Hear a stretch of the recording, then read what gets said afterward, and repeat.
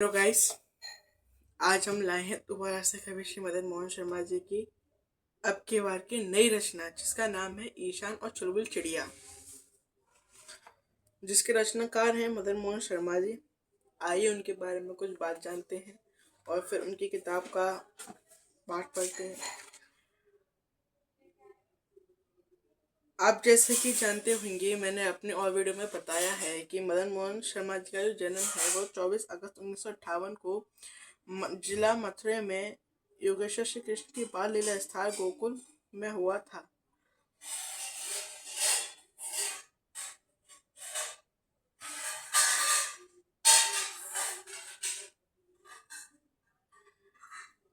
और उनकी बहुत सी किताबें हैं, जैसे कि जागनो तो है, और वादिया गुमसुम, दिशाएं मौन, और एक जो अभी हमने अपने पिछले वीडियो में पढ़ी थी जिसका नाम था अपना अपना सच, वो किताब हुई। ये है ईशान और चुलबुल चिड़िया। इस प्रकार के उनके कई कई रचनाएं हैं और कई रचनाओं की उनकी किताब है। तो आज इसी से हम नई किताब लाए हैं जिसका नाम है मदन मोहन शर्मा, और जिसमें इन्होंने अपने मन की बात लिखी है। आइए पहले इनकी मन की बात जानते हैं। प्यारे बच्चों, एक जमाना था जब परिवार में बहुत सारे लोग एक साथ रहते थे।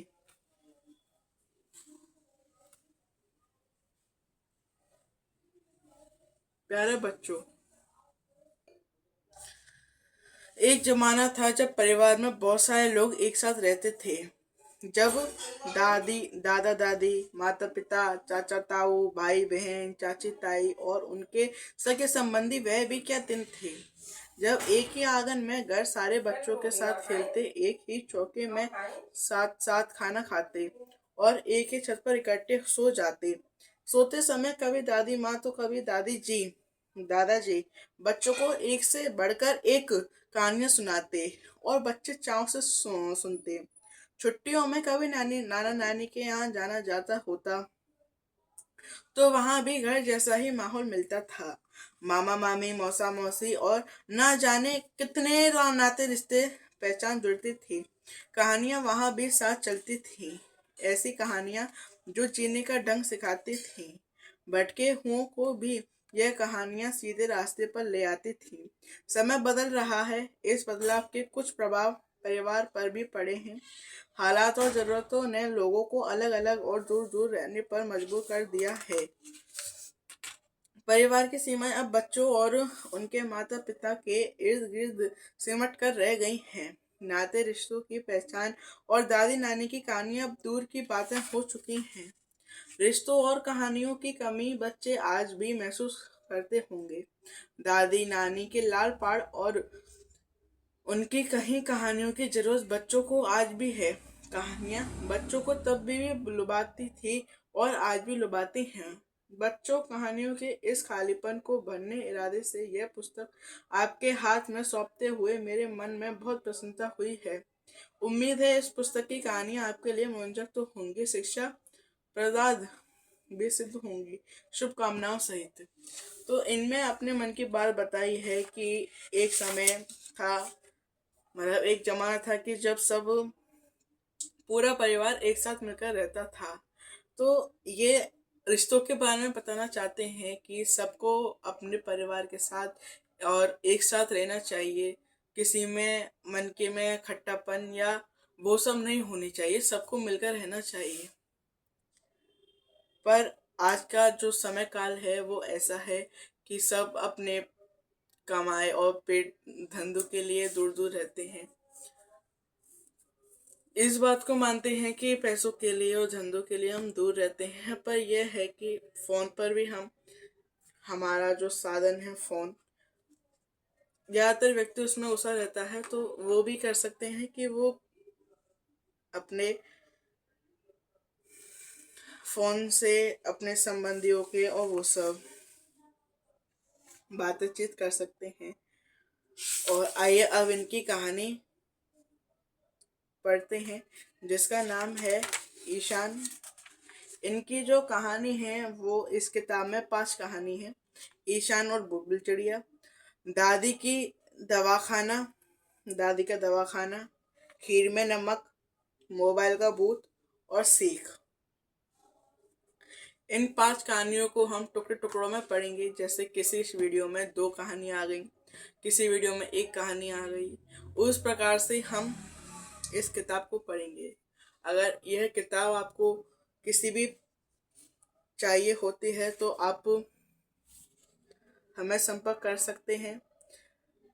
98 97 56 30 33 3 ये इनका कॉन्टेक्ट नंबर है। और मथुरा के ये रहने वाले हैं, आप संपर्क कर सकते हैं। ये किताब भी आपको मिल सकती है। और आप हमारे वीडियो को लाइक व सब्सक्राइब करें, जिससे कि जो भी आगे और हम वीडियो डालें वो आपके पास पहुंचते रहें। हम ऐसे ही नई कहानियाँ और आपके साथ साझा करते रहेंगे। और भी चीज़ हैं जैसे गज़ल, शायरी, वो सब भी हम आपके साथ साझा करेंगे। तो अभी ये कहानी है ईशान और बुलबुल चिड़िया। आइए इसके बारे में हम पहले थोड़ा डिटेल में बात कर लेते हैं। ये चुलबुल चिड़िया और ईशान जो कहानी है, इसके अंदर यह है कि जो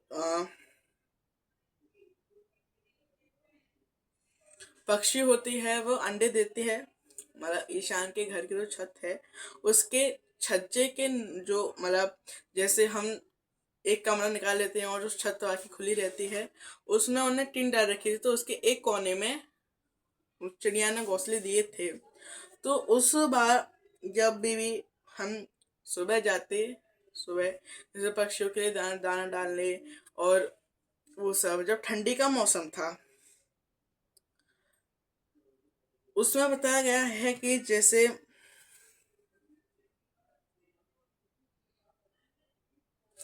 आए शुरू करते हैं।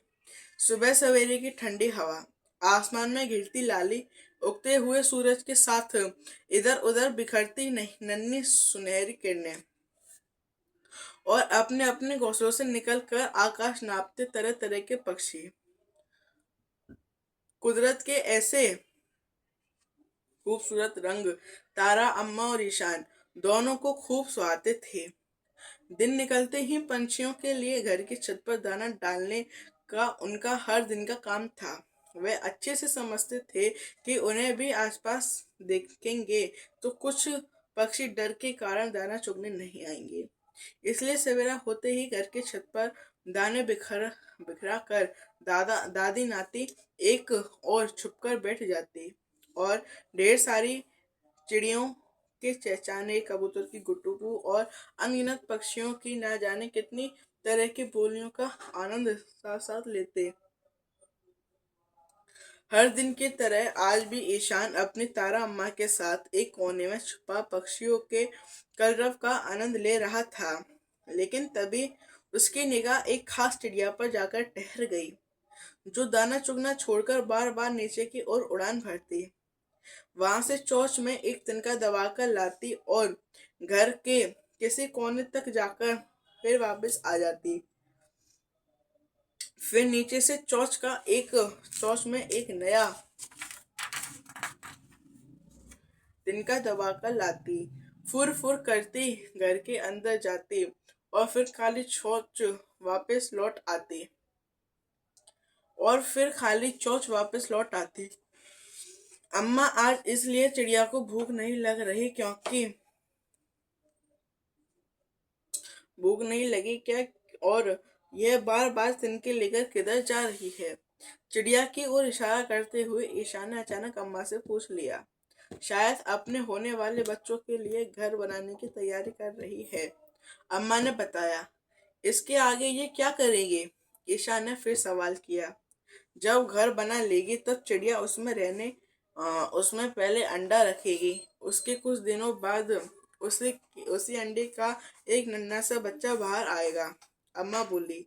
फिर तो ये सब होता मैं भी देखूंगा, बहुत आनंद आएगा,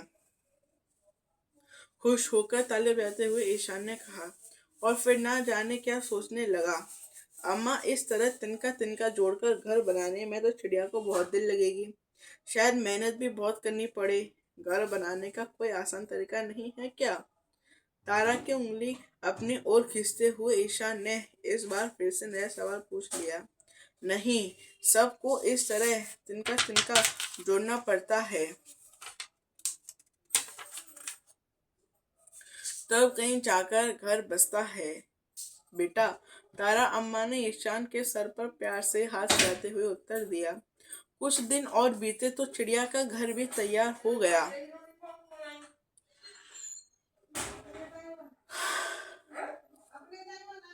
और उसने उसमें अंडा भी रख दिया।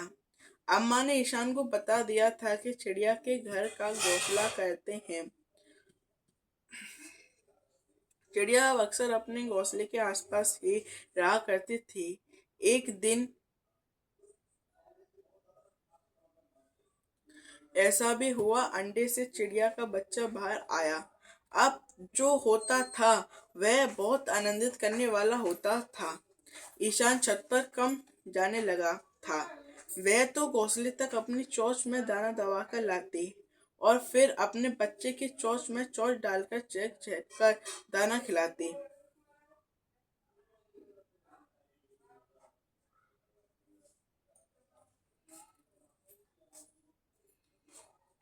अब जो होता था वह बहुत आनंद करने वाला होता था। ईशान छत पर कम जाने लगा था। वह तो घोंसले तक अपनी चोंच में दाना दबाकर लाती और फिर अपने अपने बच्चों की चोंच में चोंच डालकर चहक चहक कर दाना खिलाती।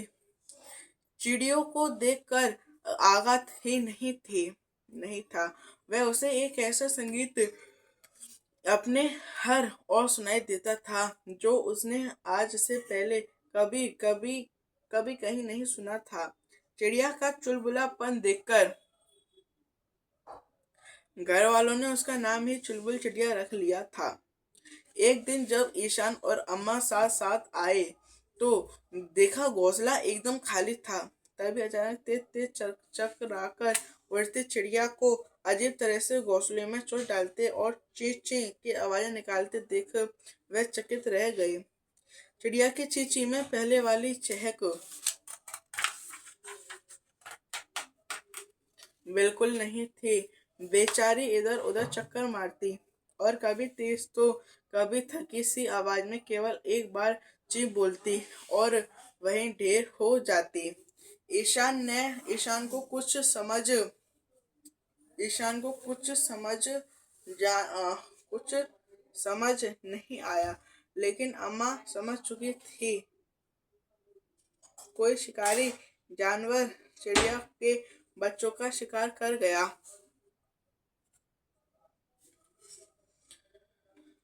क्या बात है अम्मा, इस चिड़िया को क्या हुआ? लगता है इसके बच्चों को कोई शिकारी जानवर खा गया। अम्मा ने ईशान को बताया। अब यह चिड़िया क्या करेगी? ईशान फिर से पूछ बैठा।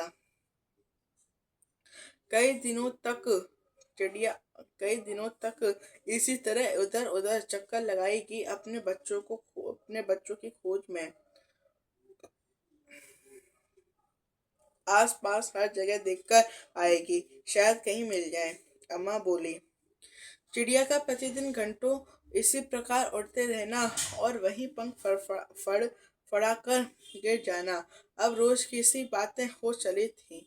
लेकिन आज वही शिकारी जानवर उस चिड़िया को भी खा गया जिसने उसके बच्चों का शिकार किया था। ईशान को फर्श पर चिड़िया के पंख बिखरे हुए मिले थे। इस तरह जान देकर चिड़िया ने क्या पाया अम्मा? अगर चाहती तो वह अपनी जान बचा सकती थी। ईशान बोला। किस तरह बेटा? अम्मा ने पूछा।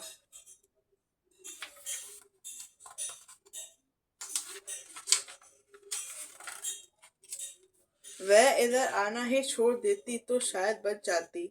बच्चा तो उसे अब भी वापस नहीं मिला। ईशान ने कहा। ऐसा होना इतना आसान नहीं था बच्चे। जब तक उसे पूरा विश्वास ना हो जाता कि उसका बच्चा ठीक से उड़ने लायक हो गया है, तब तक चिड़िया इधर आना नहीं छोड़ती। ऐसा क्यों अम्मा? ईशा ने सवाल किया तो अम्मा कहने लगी। यह कुदरत का उसूल है बेटा। दुनिया की हर माँ अपने बच्चों की देखरेख में इसी तरह सारी जिंदगी खपा देती है।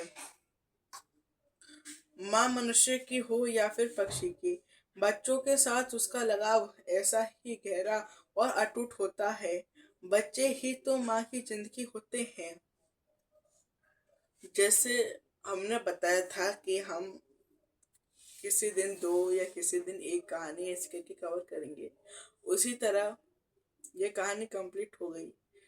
अब हम दूसरी कहानी को कवर करने जा रहे हैं जिसका नाम है दादी का दवाखाना। ये है आपके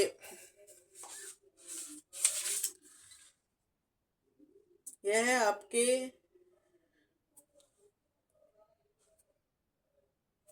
11-12 पेज की कहानी है। आइए इसको शुरू करते हैं। दादी की दवाखाना मीन्स दादी का स्टोरेज मान लीजिए या दुकान मान लीजिए, जो भी आप माने वो हुई, मतलब दवाइयों का मेडिकल स्टोर मान लेते हैं, मान के लेते हैं, मतलब है ये स्टोरी वो मेडिकल स्टोर। रामेश्वर दयाल अपनी कारोबारी जरूरतों की वजह से दूर शहर में आकर रहने तो लगे थे, लेकिन अपने गांव से उनका जुड़ाव आज भी कम नहीं हुआ था। मन में सदा एक ही इच्छा रहती थी कि उनकी तरह उनके बच्चों की जड़ें भी अपने गांव की माटी से जुड़ी रहें।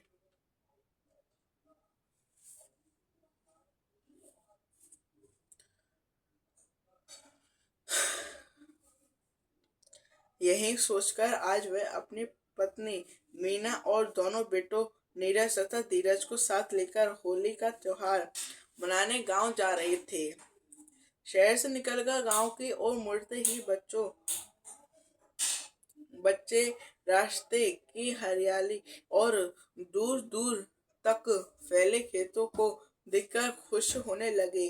होली की इस मार्च महीने के वो शुरू में ही पड़ रही थी, इसलिए कहीं सरसों के फूलों की पीली चादर तो कहीं गेहूं की हरी सुनहरी बालियां बच्चों को लुभा रही थी। लंबी लंबी पगडंडियों से गुजरकर घर की ओर बढ़ रही बढ़ ही रहे थे कि राह में एक बड़े से ठंडे पर लाल सा झंडा लहराता दिखाई दिया। डंडे के चारों ओर अच्छे खासे कूड़ कबाड़ के साथ साथ उपलों और लड़कियों के लकड़ियों के ढेर भी दिखाई दे रहे थे। बड़े बेटे नीरज ने पूछा, पिताजी ये ढेर किस लिए इकट्ठा किया हुआ है और इसके बीच में झंडा लगाने का अर्थ क्या है?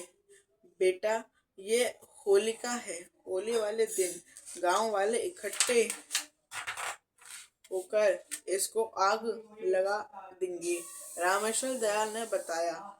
ऐसा क्यों किया जाता है पिताजी? नीरज ने फिर पूछा। इसके पीछे दो बातें हैं बेटा। पहली एक कहानी। कौन सी कहानी? कहानी की चर्चा आते ही रामेश्वर दयाल के बीच में टूटते हुए दोनों भाइयों ने एक स्वर में कहा, कहानी सुनाइए ना पिताजी। सुनो बच्चों। पुराने समय में राक्षसों का एक राजा था, हिरण्यकश्यप, जो अपनी जनता को हमेशा सताता रहता था। किंतु उसका पुत्र प्रहलाद उसके ऐसे दुष्कर्मों का विरोध किया करता था। इस बात से क्रोधित होकर हिरण्यकश्यप ने प्रहलाद को मृत्यु दंड देने का निश्चय कर लिया। फिर क्या हुआ? हिरण्यकश्यप की एक बहन थी होलिका, जिसे वरदान मिला हुआ था आग उसे जला नहीं सकती थी। एक दिन प्रहलाद को उसी बुआ होलिका की गोद में धोखे से बैठा कर आग के हवाले कर दिया ताकि प्रहलाद जलकर मर जाए और होलिका सही सलामत बच निकले। फिर तो प्रहलाद का शरीर राख हो गया होगा पिताजी, और होलिका बुआ जीवित बच गई होंगी। छोटा भाई धीरज धीरज बीच में बोल उठा। नहीं धीरज, हुआ इसका ठीक उल्टा। होलिका जल गई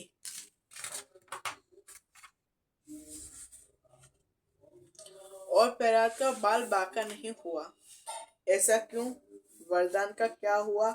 इस बार नीरज ने अचंभित स्वर में पूछा। किसी सच्चे, निर्दोष या निर्बल को जलाने की कोशिश करने वाला अपनी ही आग में खुद ही जल जाता है। बेटा, बेटे उसे वरदान भी नहीं बचा पाते। ओ, दोनों भाइयों के मुंह से अचानक एक ही आवाज एक साथ निकली।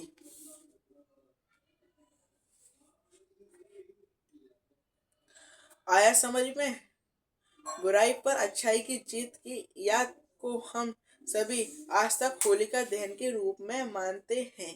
यह हुई पहली बात। रामेश्वर दयाल बोले। और दूसरी बात पिताजी? इस बार बड़े भाई नीरज ने पूछा।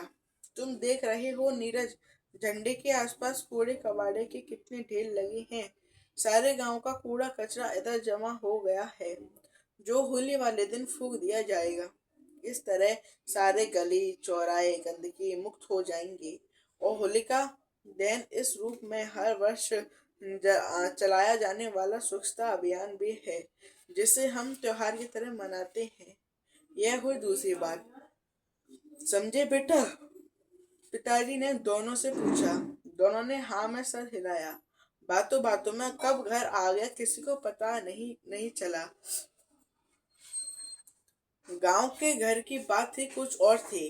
चारों ओर बड़े बड़े कमरे, बीच में लंबा चौड़ा आंगन, आंगन में भी छायादार नीम का पेड़ और तुलसी का पौधा। दोपहर होने वाली थी। आंगन में ही सारा परिवार होली की में लगा था। रामेश्वर दयाल ने घर में प्रवेश करते ही माँ और सुनीता भाभी को प्रणाम करते हुए उनके चरणों छूकर ढेर सारे आशीर्वाद प्रयास किए। नीरज ने पैर छुए तो दादी ने उसे प्यार में गोद में उठाकर सीने से लगा लिया। छोटा धीरज भी अपनी ताई की गोद में खुश हो रहा था। इधर आंगन की धूप में एक तरफ चटाई पर सफेद गोलियां सी सूखते देखकर नीरज ने दादी से पूछा, दादी माँ, ये पकौड़े सफेद कैसे हो गए और इन्हें चटाई पर क्यों सुखाया गया है? नीरज के बोलेपन पर हंसी से लुटपुट होती दादी माँ ने बताया, ये सफेद पकौड़े नहीं, इन्हें कुरेरी कहते हैं। स्वाद में नमकीन होते हैं, चावल से बनते हैं, इसलिए सफेद हैं। सूख कर सिकने बाद बहुत करारी लगती हैं, शायद इसलिए इनका नाम कुरेरी पड़ा होगा। उधर कढ़ाई में तो कुछ सफेद और गीला गीला सिक रहा है। यह तो पक्के सफेद पकौड़े होंगे दादी माँ। छोटे धीरज ने चतुराई दिखाई तो इस बार सभी ठहाके लगाकर हंसने लगे। धीरज सबको अचरज भरी नजरों से देख जा रहा था।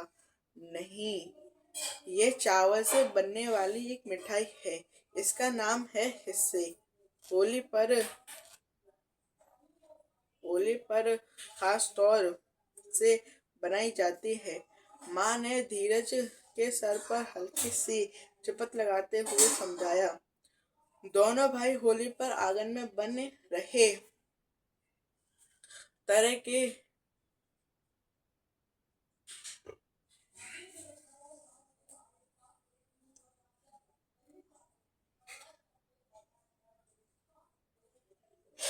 देखकर आश्चर्यचकित हुए जा रहे थे। गुजिया के अलावा दूसरे सारे पकवान वे आज पहली बार देख रहे थे। तैयारियां होते होते शाम हो आई। सबने साथ खाना खाया और सोने की तैयारी करने लगे। दादी माँ ने एक बड़ा सा कमरा खोलकर उसमें खूब सारी नीम की पत्तियां जला दी। थोड़ी देर तक बहुत धुआं होता रहा, लेकिन अब कमरे में एक भी मच्छर नहीं था। दादी माँ का यह कमाल भी नीरज धीरज को फिर से चकित कर गया। कुछ ही समय बीता होगा। नीरज थोड़ा परेशान दिखाई देने लगा। अंधेरा घिर आया था। नीरज की आंखें लाल होने लगी, सर दर्द करने लगा और नाक बहने लगी। माँ ने देखा तो चिंतित होने लगी। तभी घूमती फिरती दादी माँ कमरे की तरफ आ निकली। नीरज की हालत बिगड़ती देखी तो तुरंत वापस निकल गई। जब लौटे उनके हाथ में एक पान का पत्ता, थोड़ी सी अजवाइन और एक चम्मच था। दादी ने फुर्ती से पान के पत्ते में अजवाइन रखकर दोनों को कूट कर रस चम्मच में छाना। वहीं उपले की आग मांगकर उस रस को थोड़ा गुनगुना किया और नीरज को पिला दिया। दादी तब तक उसके सर पर प्यार से हाथ फिराती रही जब तक नीरज सो नहीं गया। रामेश्वर दयाल ने देखा रात में माँ कई बार चुपके से जाकर नीरज का हाल देखकर गई थी। सुबह आकर उन्होंने ही नीरज को जगाया। कमाल हो गया, नीरज अब एकदम चुस्त दुरुस्त लग रहा था। होलिका दहन का समय हुआ तो गांव के लोगों ने मिलकर होली जलाने के लिए वहीं इकट्ठे होने लगे जहां झंडा लगा हुआ था। नीरज और धीरज भी पिताजी के साथ आए थे। होली जलाई गई। फिर उसी की लपटों में गांव वालों ने जौ की बालियां बुनी।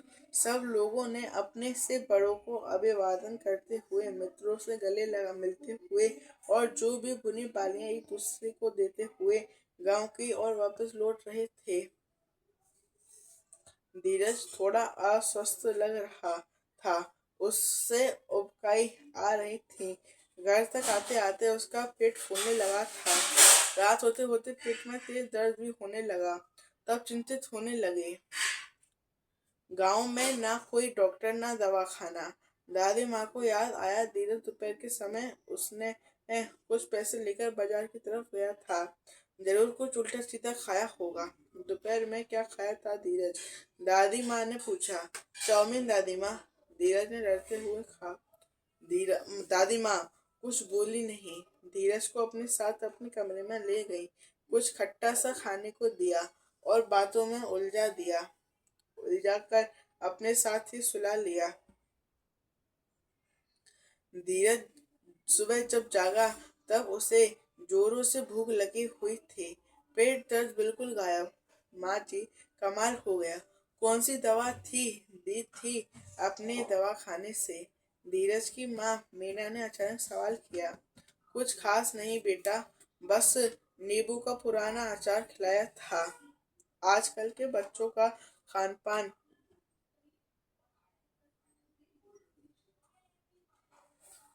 बहुत बिगड़ रहा है। देख लो, कल चाउमीन खाने का फल इसे भी भुगतान पड़ गया।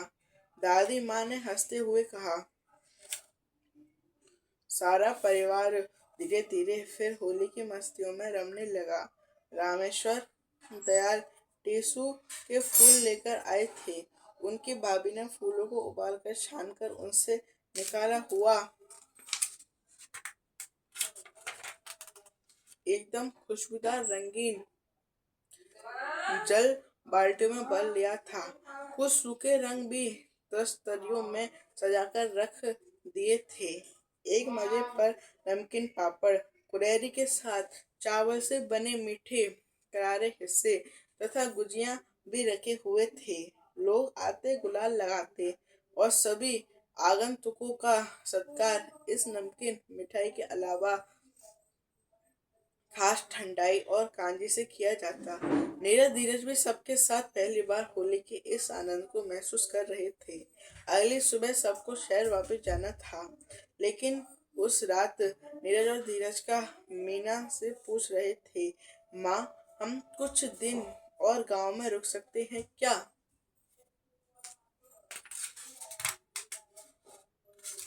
यहीं पर ये कहानी समाप्त होती है। तो हम पैसे कमाने के लिए अपने परिवारों से दूर और अपने रिश्तेदारों से दूर, सब जगह से दूर होते जा रहे हैं। ये जो कहानी अभी हमने पढ़ी कि जो कहानी हमने पढ़ी अभी, जिसका नाम था दादी माँ का दवा खाना, इसमें हमको यही बताया गया है कि हमारे जो पुराने आयुर्वेद और जितने भी हमारे पुरानी जड़ी बूटी और अन्य सामान हैं, वो अभी भी काम की हैं। हम जैसे आजकल एलोपैथी चल रही है, जिसमें दवाई महंगी भी आती हैं और सारी बातें हैं।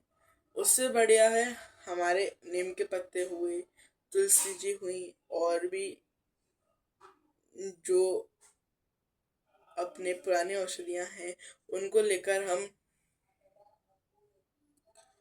स्वस्थ रह सकते हैं। पर आजकल का इंसान जो भी है बस बाहर का सामान खाने में रहता है, चाहे वो छोटा हो, बड़ा हो, बुढ़ा हो या कोई भी हो। और इस बात को हमको ध्यान रखना चाहिए कि हमको ज़्यादातर अपने घर का खाना चाहिए। इसके साथ ये वीडियो हम समाप्त करते हैं। आपके साथ मिलते हैं फिर दोबारा अगले वीडियो के साथ। जब तक के लिए धन्यवाद।